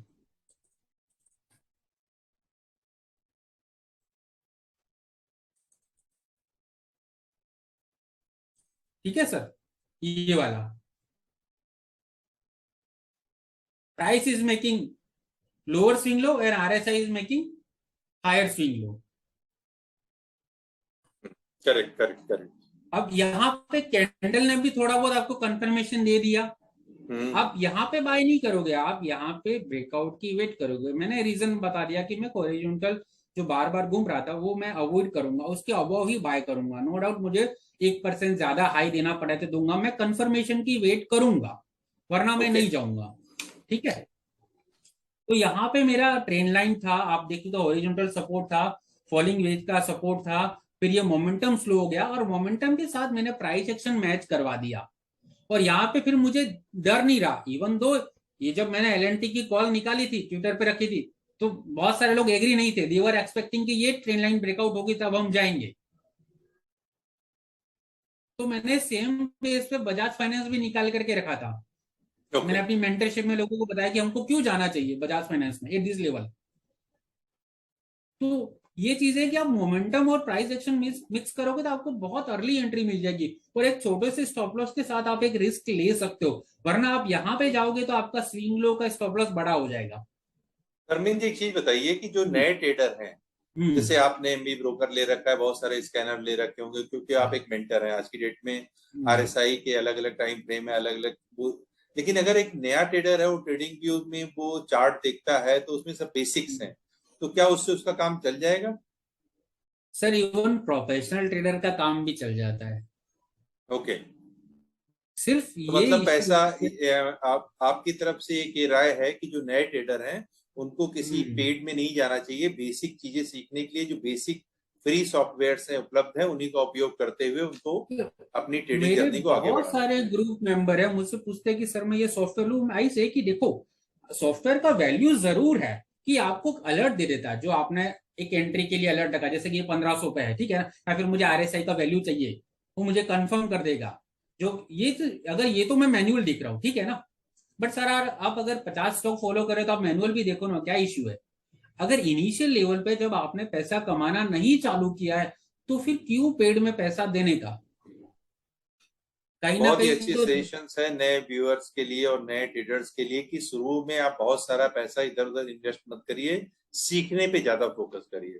कहीं ना कहीं तो अच्छा सर मैंने एक। भी तो फ्री में ही सीखा था ना, मैं भी इसी की साइड यूज कर रहा था। ओके। अब ये तो पैसा बनने के बाद में यूज करने लगा हूं ना, एमी ब्रोकर है, स्पाइडर है। और मेरा तो शुरुआत भी ऐसे लेवल से हुआ जहां पे मैं एक्सपेक्ट ही नहीं कर सकता कि देखिए पैसे होंगे और मैं शेयर मार्केट इन्वेस्ट चार्ट करूंगा। रीडिंग के लिए कोई धर्मेंद्र जी ऐसे कुछ आप सजेस्ट करेंगे कहाँ से फ्री में सीख सकते हैं नए ट्रेडर्स? चार्ट ट्रेडिंग तो सर आप पैटर्न तो सीखने हो तो सर ट्रेडिंग व्यूज पे बहुत सारे लोग अपने व्यू पोस्ट करते हैं, इसके होम पेज पे आ जाते हैं। ओके। और एक बेसिक का अंडरस्टैंडिंग के लिए सर मैंने भी एक ट्वीट रखी हुई है, सपोर्ट रेजिस्टेंस बेसिक है। ओके, नए ट्रेडर को अगर सर बेसिक पता लग गई, और उसे सर सबसे बड़ी बात नए ट्रेडर को ये पता लगनी चाहिए कि सपोर्ट ब्रेक होगा तो प्राइस नीचे जाएगा, और सपोर्ट ब्रेक हो सकता है। उससे क्या लगता है ना, वो नया नया सीखता है तो ट्रेंड लाइन खींचेगा, उसे ये लगेगा कि मैं तो एलएनटी यहाँ पे शॉर्ट कर दूंगा, जबकि एक्सपीरियंस ट्रेडर 2 महीने पहले से वेट कर रहा है कि आप ये ब्रेकआउट आएगा तो मैं जाऊंगा। अब तो एज किसका एक्सपीरियंस एक होगा? चीज है। यस अच्छा, एक ठीक है, पोजिशनल ट्रेड हो गया। एक अगर मैं बैंक निफ्टी की बात करूं, बैंक निफ्टी का चार्ट लगाइएगा एक बार। सर, इसमें थोड़ा और क्लियर करूं मैं, हाँ अगर बिल्कुल आप बिल्कुल। चाहें तो। नहीं नहीं, ठीक है ना? बिल्कुल क्लियर करिए। अब देखिए कि अगर आपने यहाँ पे भी एक एंट्री हो सकती है, इंट्राडे में एक छोटा सा ब्रेकआउट हो सकता है अगर आप हम्म, चाहे तो, ठीक है ना?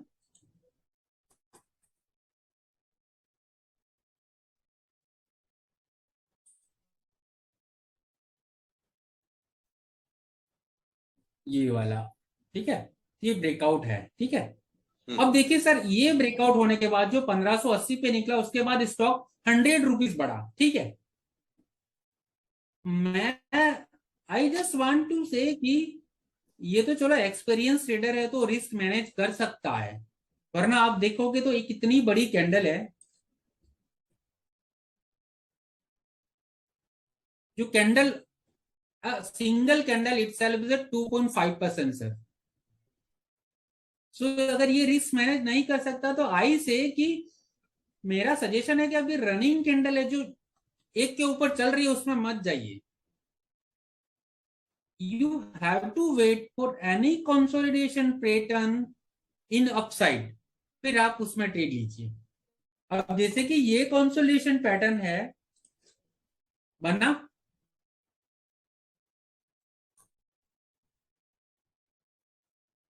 अब आप यहां पे ट्रेड लीजिए।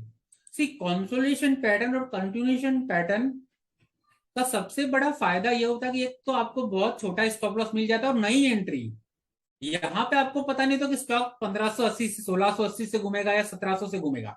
यहाँ पे कंटिन्यूएशन पैटर्न, इसको फ्लैग भी बोल सकते हो, ठीक है ना? तो यहाँ पे आप जो बंदे फ्लैग एंड पोल को जानते हैं वो यहां से टारगेट निकाल लेंगे। प्रीवियस स्विंग आई, इसका मतलब क्या हुआ? यहाँ पे जो मूव आया था, जो लोगों ने यहाँ पे लिया फोमो की डर से कि फियर ऑफ मिसिंग आउट, ये लोग यहाँ पे जो स्टॉक इस कंसोलेशन जोन में ये लोग एग्जिट कर जाते हैं, बिकॉज ये फ्रस्ट्रेट हो जाते हैं हमारे लेने के बाद प्राइस नहीं चला। पर अगर यस यस। ये लोग एग्जिट नहीं करेंगे तो एवरीबडी इज मेकिंग प्रॉफिट, तो स्टॉक नीचे क्यों आएगा? सभी मजे करेंगे। मार्केट में ऐसा तो होता नहीं है कि सभी लोग प्रॉफिट बनाते हैं, तो कहीं ना कहीं ये लोग को एग्जिट करना पड़ेगा, जो लोगों ने यहाँ पे लिया है शुरुआत में, तो ये लोग एग्जिट करेंगे, तो ये स्टॉक क्या है, थोड़ा लाइट हो जाएगा, और उसके बाद ये एक और ब्रेकआउट है, यहाँ पे आप एंट्री लीजिए। मेरा सजेशन नए लोग या फिर जो भी एक्सपीरियंस ट्रेडर है उनसे यही है कि आप एक रनिंग कैंडल पे ट्रेड मत लीजिए। मीन एक स्टॉक अपने लेवल से 2 3 4 5 कैंडल मीन डेली कैंडल से अब जा चुका है तो अवॉइड कीजिए, उसमें एंट्री एक्चुअली मत वही चीज लीजिए। मैं आपसे पूछना चाहता था कि मान लीजिए अगर किसी ने आ, सारी चीजें, सारे पैरामीटर्स पे स्टॉक ठीक है, और सुबह गैप अप ओपन हो जाता है 50 रुपए, तो क्या हमें तुरंत एंट्री करनी चाहिए कि वेट करना चाहिए? सर अब फाइन, एक और चीज, अगर आप चाहते हैं कि एक मैं इंट्राडे में बहुत अच्छा पैटर्न, और आप जिस अगर मैं उस कंडीशन को जोड़ दूं थोड़ा सर कि आप बोल रहे हैं कि एक अच्छा ओपन हुआ है, जैसे कि 2.23%, फाइन, करेक्ट। 50 रुपये ओपन हुआ है। अगर एक बुलिश स्टॉक है, ठीक है, कोई भी बुलिश स्टॉक, जैसे कि आप ले लीजिए हिंदुस्तान लीवर है, या फिर बी ले लो 2.5% है, जो एच ले लो, अगर वो स्टॉक आपका 50 रुपये ओपन हुआ तो आप पहली 15 मिनट की कैंडल की वेट कीजिए। मैं एक नए ट्रेडर को सजेस्ट कर रहा हूँ, एक्सपीरियंस ट्रेडर तो अपना मैनेज करना जानते हैं, वो तो वॉच करेगा और तुरंत निकलेगा जहां पे उसकी एंट्री प्राइस नीचे आ जाती है उसका प्राइस। लेकिन थोड़े बहुत जो नए ट्रेडर है उनको रिस्क मैनेज करने के लिए आप पहली 15 मिनट की कैंडल की वेट कीजिए, पहली 15 मिनट,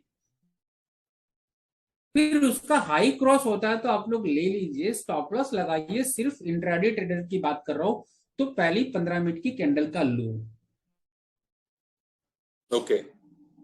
तो वहां पे क्या हो, आपको एक कि जो फर्स्ट 15 मिनट की कैंडल है उसके बाद आपका क्लियर हो जाएगा, जैसे कि ये है। अब कल एसआरएफ में ब्रेकआउट था अर्ली मॉर्निंग में,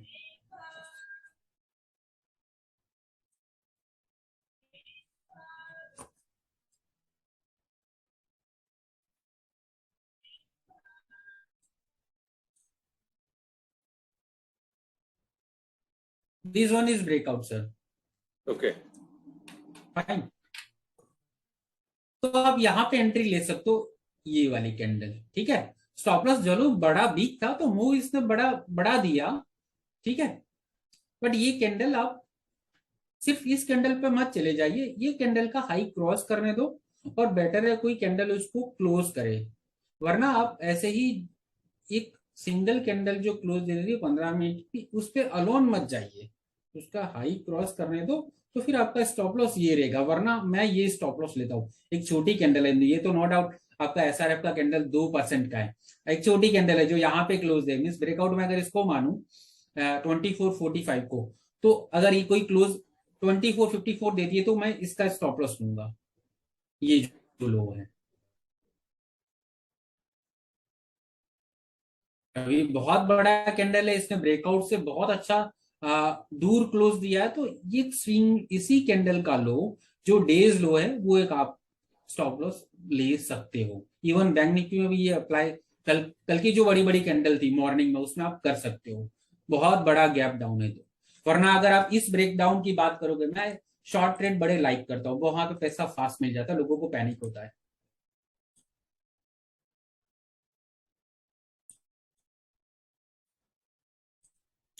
अगर मैं सर ये ट्रेड ले रहा हूँ, ठीक है, ब्रेकडाउन का, तो मैं ये स्टॉप लॉस रखूंगा, ओके, ये वाला, ये स्विंग है प्योर वाला, सिर्फ ये कैंडल का हाई में नहीं रखूंगा, मैं ये स्विंग हाई का स्टॉप लॉस रखूंगा, क्योंकि कैंडल इतनी बड़ी नहीं है 0.68%।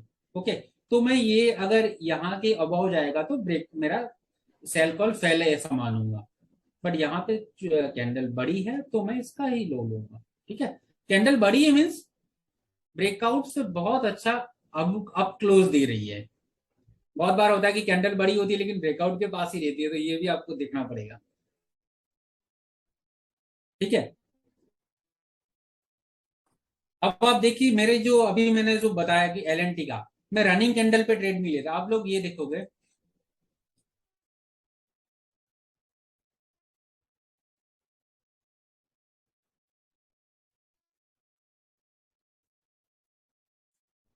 पहले तो सर इसको हम मल्टी टाइम फ्रेम पे एनालिसिस कर ले, आप बोले तो।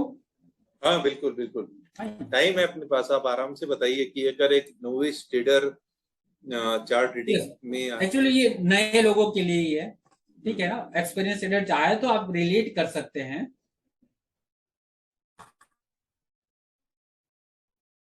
जनरली इसको हम ब्रेकआउट बोलते हैं। यस,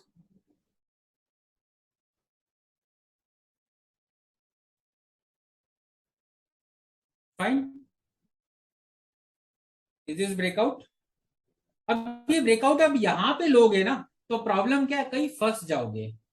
ये ब्रेकआउट पे आपने एंट्री कर दी तो बहुत अच्छा, इट इज वेरी गुड। आप क्लोजिंग पे लोगे तो भी ब्रेकआउट था, अर्ली मॉर्निंग लिया तो भी ब्रेकआउट था, और फिर यहाँ पे लिया, अगर आपने देखिए यहाँ पे लिया जैसे कि 356 पे लिया होता तो स्टॉक ने कितना लो बनाया 328, तो ऑलमोस्ट 7-8% वो गिर गया एक ही दिन में ऊपर से। तो हर बंदे का रिस्क तो होता नहीं कि वो 7-8% होल्ड करेगा, तो बेटर है आप लोग इन्हीं कहीं यहाँ पे कहीं कंसोलिडेशन पैटर्न ढूंढिए। और तो यहाँ पे कंसोलिडेशन पैटर्न क्या हुआ, ये आया।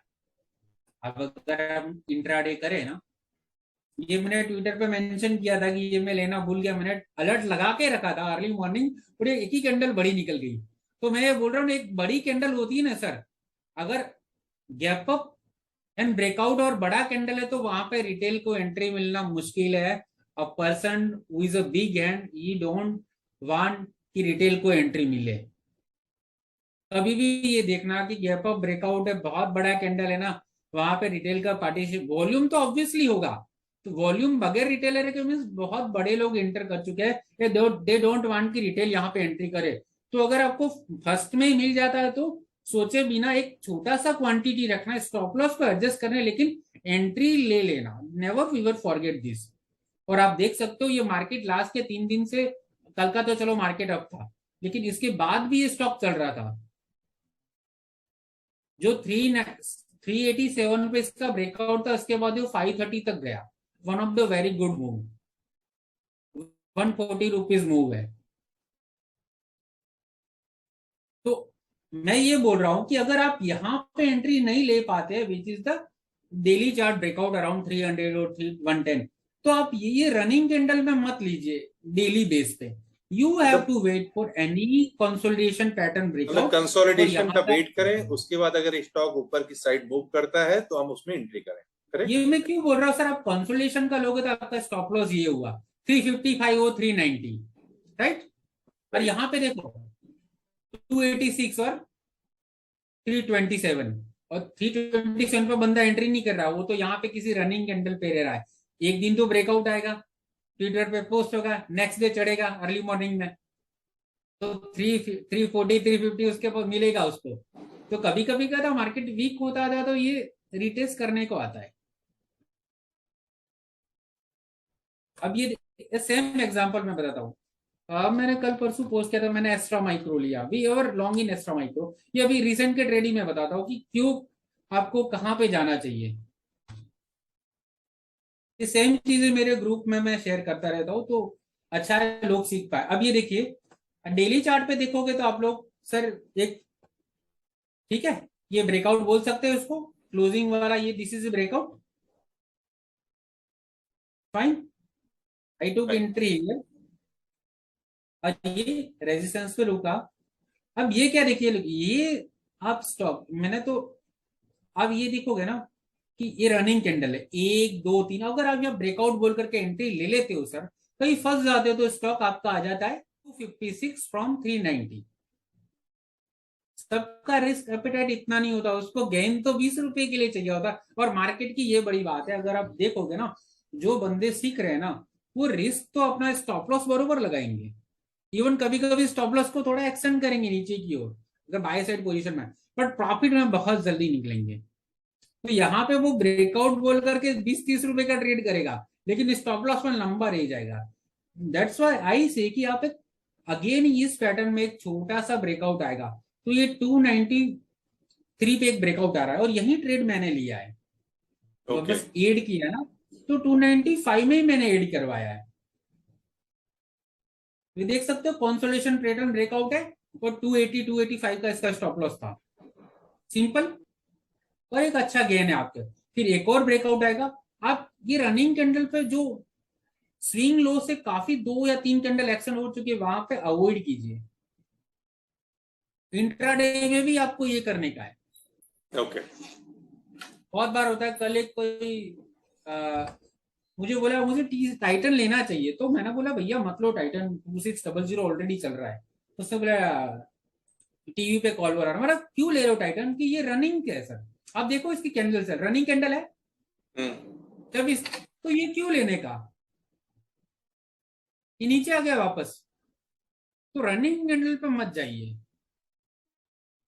एक कंसोलिडेशन पैटर्न ब्रेकआउट है, जैसे कि स्मॉल ब्रेकआउट है, यहां पे लीजिए, यहां पे लीजिए आप,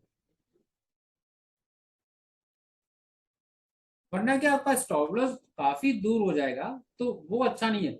अभी आप एनडीटी में सब ब्रेकआउट लोगे, अब ट्रेड लोगे, तो स्टॉक एवरी डे राइज कर रहा है, तो आपका स्विंग लो वो होता है ना जहां पे किसी ने प्राइस को रेस्पेक्ट किया है, मीन्स अपनी वैल्यू दी है, वहां पे किसने क्वांटिटी में बाय किया, तभी वो स्टॉक वहीं से रिवर्स होता है ना, वरना क्यों होगा। जब बड़ा प्लेयर आपके स्विंग लो को रेस्पेक्ट कर रहा है, वहां से घुमा, मीन्स आपको भी उस लेवल का रेस्पेक्ट करना चाहिए। तो अगर स्टॉक इफ एनी डाउनफॉल में नीचे आता है, तो प्राइस अपनी मेमोरी को अच्छी तरीके से रीड करता है, तो वहां से घूम सकता है, चांसेस ज्यादा है।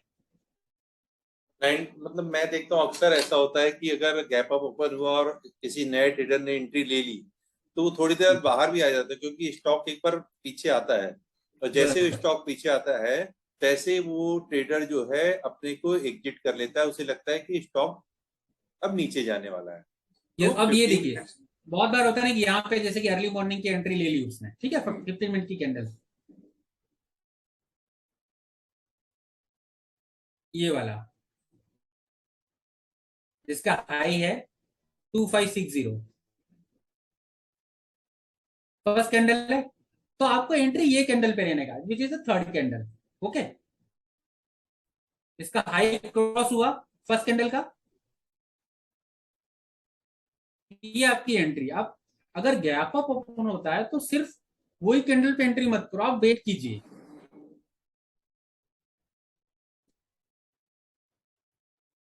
ओके, तो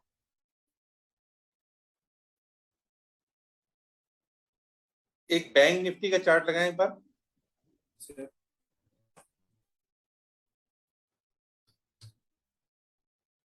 क्योंकि आज की डेट में इंडेक्स ट्रेडर काफी ज्यादा हैं और वो मैक्सिमम बैंक निफ्टी में ट्रेड करते हैं। तो अगर बैंक यस, निफ्टी में मतलब उनको इंट्राडे के हिसाब से एक ट्रेड लेना है, तो हाँ हमें एक तो क्या टाइम फ्रेम होना चाहिए और कहाँ पे एंट्री लेनी चाहिए? Sir, okay, first of the all bank Nifty अगर इंट्राडे ट्रेडर है तो पहले तो उसे 15 मिनट मैं सजेस्ट करूंगा।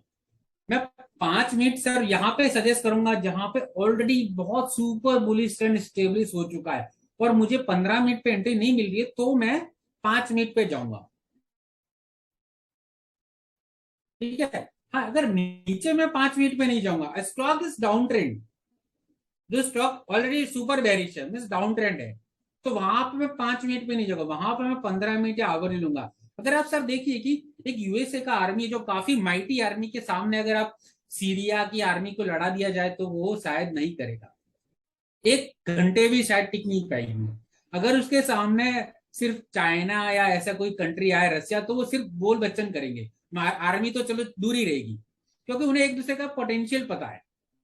यहीं पे अप्लाई हो सकता है कि अगर आपका स्टॉक बहुत सीवियर डाउन ट्रेंड में, बहुत सुपर बेरिश, तो 5 मिनट की कैंडल मत लीजिए, ओके, आप एक बड़ी कैंडल लीजिए। तो बड़ी कैंडल में रिवर्सल ढूंढोगे तो नो डाउट काम करेगा, भाई 5 मिनट में क्या होगा, एक नो डाउट वो मूव देगा छोटा सा, बट आप क्या, आपको ये पेपर ट्रेडिंग पे अच्छा लगता है कि वो this one is very good move from this, but आप एग्जिट तो नहीं करोगे ना उस पे।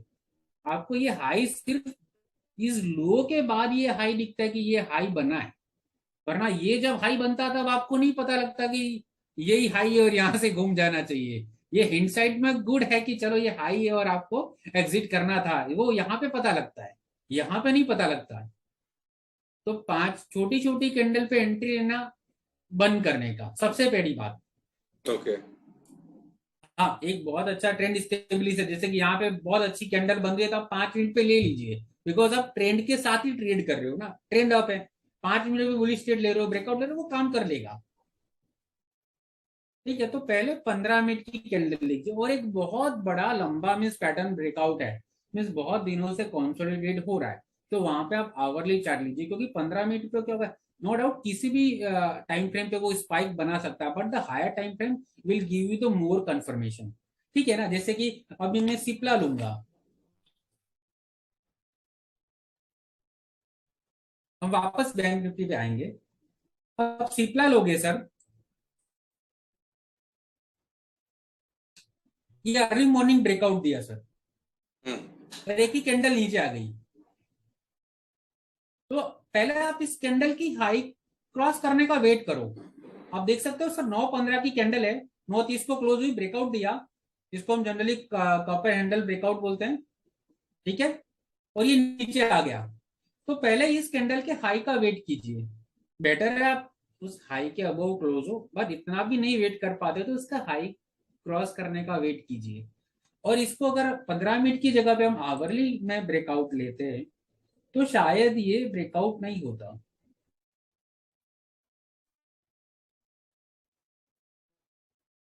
ठीक है, ये रिवर्सल हो गया, आप देख सकते हो,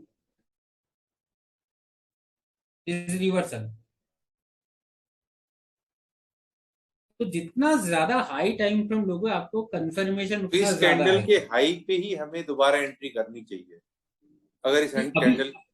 अभी वाली एंट्री, अभी जो नेक्स्ट पॉसिबल एंट्री बात ये कर रहे हो, या फिर ये जो एंट्री प्रीवियस में थी, मीन्स ये जो आपको कौन सी तारीख को थी, twenty next fourth of possible August entry, को। मतलब अगर हमें फिर एंट्री करनी है, हमारे पास पोजीशन नहीं है, यस। तो अगर ये कैंडल ऐसे ओपन होती है तो हमें क्या करना नहीं, चाहिए? अपने को सर यहाँ पे एंट्री करने का मोस्ट तो पॉसिबल रेजिस्टेंस जहां पे स्टॉक ने ज्यादा रेजिस्ट किया।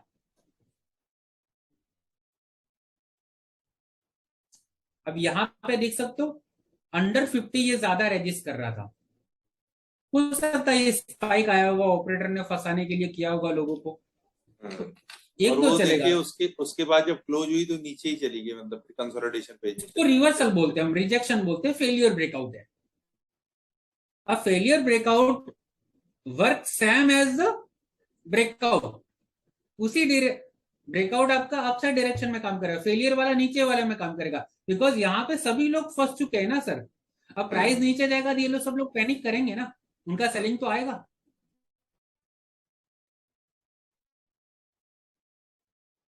Correct, correct. तो अब नया एंट्री होगा तो ये होगा इस लेवल से। और फार्मा इंडेक्स लास्ट में चलने लगा था, तो लेट सी फार्मा के स्टॉक चले थे Friday, sorry yes, yesterday afternoon के बाद ही, मीन्स लास्ट सेशन में। तो क्या होता है देखने का, ठीक अच्छा है। बैंक निफ्टी हम वापस आ जाते हैं।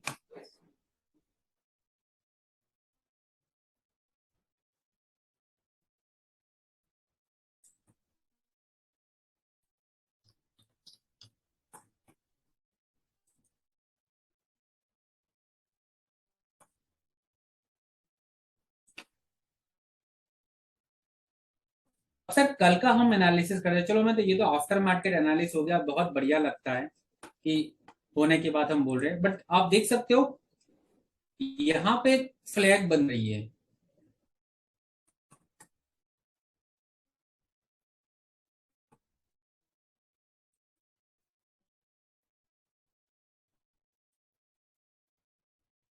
ठीक है, तो ये ब्रेकआउट हुआ early morning, breakout with gap up,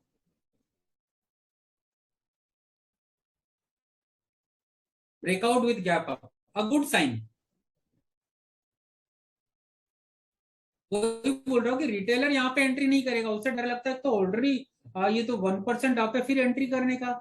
लेकिन मोस्ट ऑफ द टाइम अगर आप जनवरी फरवरी 2016 में रिलायंस का एक बड़े कंसोलिडेशन के बाद ब्रेकआउट आया था, उसको देखोगे ना तो रिटेलर को आइडिया लग जाएगी कि अगर कोई मास को एंट्री नहीं देना चाहता, रिटेल पार्टिसिपेंट को एंट्री नहीं देना चाहता, तो वो ऐसे ही ब्रेकआउट करेगा और एक ओके। कैंडल खींचता हुआ ले जाएगा आगे भी वो। कल अब काफी उसमें लोग ऐसे बिना, रहे जो सिर्फ देखते ही रह गए, मतलब वो ट्रेड ले ही नहीं पाए। एग्जैक्टली सर, बहुत बार ऐसा होता है कि आप सिर्फ देखते रह जाते हो, क्योंकि आपके फंडे थोड़े, ऐसा होता नहीं कि डाउटफुल होता है, वरना एवरी ट्रेड इज रिस्की, कोई ट्रेड ऐसा नहीं है कि बिना रिस्क का कुछ नहीं है, ये भी रिस्क है, आप जो लोगे दूसरा वो भी रिस्क है। क्योंकि तो ये तो मंडे एक की जो बैटर, पोजीशन थी, उस मंडे की पोजीशन को देखते हुए इतने स्पाइक क्या किसी ने।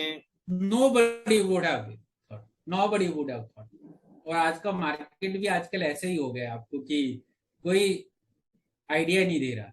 बट हाँ, अगर आप थोड़ी चीजें आपके अंदर अप्लाई कर लोगे तो आप, मीन्स कुछ फंडेज आपके क्लियर है तो आप एक मिनिमम रिस्क ले सकते हो। अगर आप 10 लॉट नहीं लेना चाहे कॉल के, तो 2 लॉट तो लीजिए। तो धर्मेंद्र जी, आप ये जरा मेरे को एक चीज बताइए कि अगर एक किसी को सक्सेसफुल ट्रेडर बनना है हम्म, और अभी उसके पास कोई नॉलेज नहीं है, हम्म। और तो उसको ऐसी कौन सी 3 चीजों का ध्यान रखना चाहिए कि वो 3 से 4 चीजें जो भी हैं, कि वो एक सक्सेसफुल ट्रेडर बनने के रास्ते पे चल पाए, सर तब शुरू में गलतियां ही ना करे। First of the time sir कि उसको, first of the all I want to say कि उसे अपना एक्सपेक्टेशन थोड़ा रियलिस्टिक रखना चाहिए मार्केट से रिटर्न का। ओके। सर ये तो पता होता मार्केट में कि रिटर्न है, रिस्क और रिटर्न दोनों है, और यहाँ पे जितना जाने का चांसेस जितना ज्यादा उतना आने का कम है। तो मैं एक सजेशन ये देता हूँ कि आप अपनी एक्सपेक्टेशन को थोड़ा सा कम रखो। ठीक है, जैसे कि अगर आपको प्रॉफिट हो रहा है इनिशियली ट्रेड में 2,500 का 3,000 का कैपिटल आपकी 2 या 3 लाख है। सी, हम उस एरिया से बिलोंग करते हैं, शायद आप यूपी से हो या फिर मैं राजस्थान से हूँ, तो मेरे तो कम्युनिकेशन क्या होती है, धर्मेश एक काम करेगा मेरे अकाउंट में, मुझे सिर्फ दिन महीने का 5,000 चाहिए। दे रियली डोंट नो कि यहाँ पे 5,000 तो चलो एक मिनट में बन जाता है और सेकंड में चला भी जाता है, तो उन्हें आइडिया नहीं होता मार्केट किस तरह से फंक्शन करता है। तो जो लोग एंट्री करते हैं तो हम एक मिनिमम कैपिटल 2 या 3 लाख ही मान लेते हैं।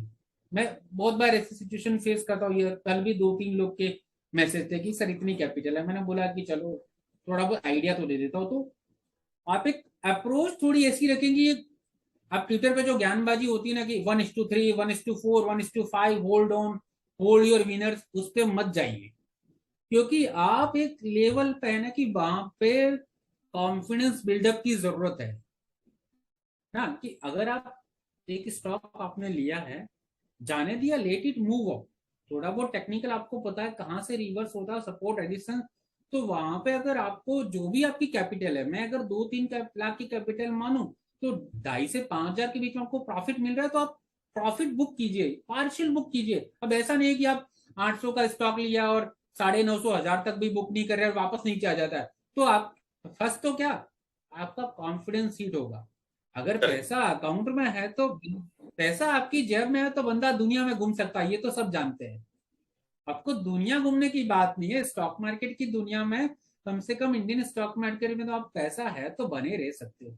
तो मैं ये नहीं बोल रहा हूँ कि आपने 800 में एपीएल अपोलो लिया है तो 1100 में बुक नहीं कर रही, ये बहुत खतरनाक चीज है नए बंदे के लिए। पुराना बंदा है तो पता है कि 800 वाली चीज 600 भी आई थी, 600 वाली 1200 भी आई थी, 1200 वाली चीज 2,000 भी गई। पर नए बंदे को तो देखा हुआ है लेकिन एक्सपीरियंस नहीं किया है, तो उससे पहले अकाउंट में पैसे आने चाहिए। वो नहीं बुक करेगा तो वापस नीचे स्टॉक आएगा, तो तो आप प्रॉफिट्स को पहले टाइमली पैसे बुक करना भी इम्पोर्टेंट है। बुक करते रहिए। और मैं ये नहीं बोलता कि प्रॉफिट आप टाइमली बुक कीजिए, लेकिन जो भी प्रॉफिट हो रहा है आप एक डिसाइड कर लीजिए कि मुझे 2,500 का स्टॉप लॉस रखने का, 2,500 का प्रॉफिट है।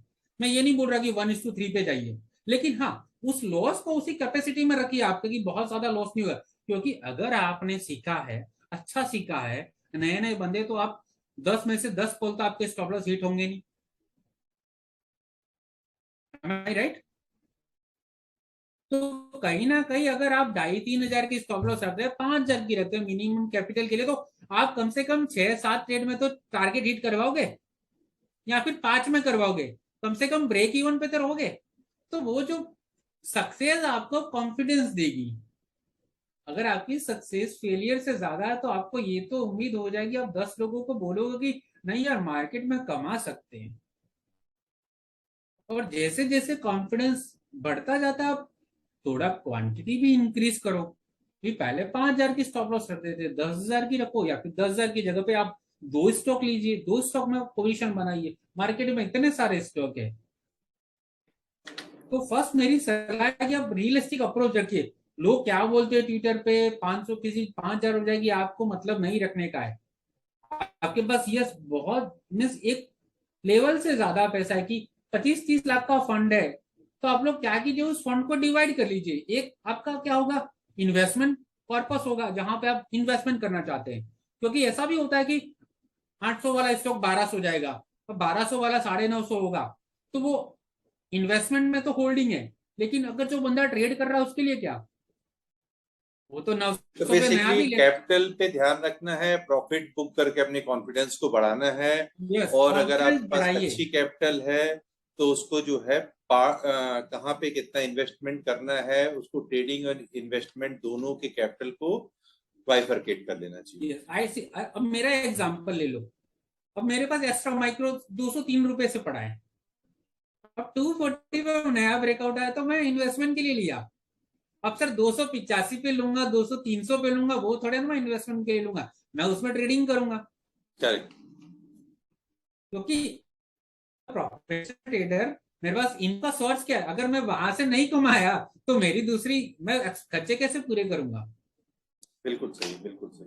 तो वो एक आपके पास, और कॉन्फिडेंस तो बिल्डअप किसी भी बंदे का होना चाहिए, वरना क्या आपको अपनी खुद की लर्निंग पे ट्रस्ट तो नहीं होगा।